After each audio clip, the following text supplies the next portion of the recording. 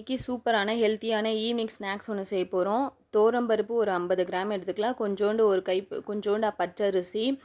இப்போ நான் வாழைப்பூ பொடியாக கட் பண்ணி வச்சுக்கணும். இது ஒரு 1 1/2 ஹவர் ஊறட்டும். ஊறினோடனே மிக்சியில் என்ன பண்ணலாம், ஊறினதுக்கப்புறம் காஞ்ச மிளகா, உப்பு, சோம்பு, அதுக்கப்புறம் மிளகு போட்டுக்கலாம் தேவைன்னா, இல்லைனா வறுக்கும் போது போட்டுக்கலாம். பூண்டு, இஞ்சி அதெல்லாம் போட்டுட்டு அரைச்சிட்டு ஒரு பாத்திரத்தில் ஊற்றிட்டு வாழைப்பூ பொடியை கட் பண்ணி வச்சதை போட்டு மிக்ஸ் பண்ணிக்கலாம்.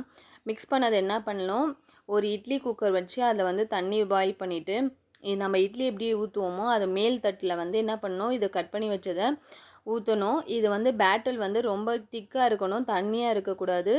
நல்லா கெட்டியமாக இருக்கணும். தண்ணியாக இருந்துச்சுன்னா பொல பொலன்னு ஆகிடும். கொஞ்சம் நல்லா கெட்டியமாக இருக்கணும்.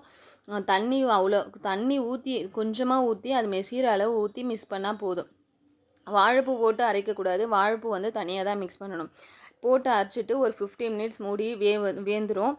வேந்த உடனே எடுத்திங்கன்னா புண்டுடும். கொஞ்சம் ஆறின உடனே எடுத்துட்டிங்கன்னா சூப்பராக வரும். அதுக்கப்புறம் ஒரு கடாயை வச்சு கடுகு, உளுத்தம்பருப்பு, வெங்காயம், 2 பூண்டு கூட வேணால் தட்டி போட்டுக்கலாம். எல்லாத்தையும் வெங்காயம் நல்லா செவந்த உடனே நம்ம இந்த இட்லியை வாழைப்பூவை வேக வச்சதை அதை புட்டு போட்டுக்கலாம்.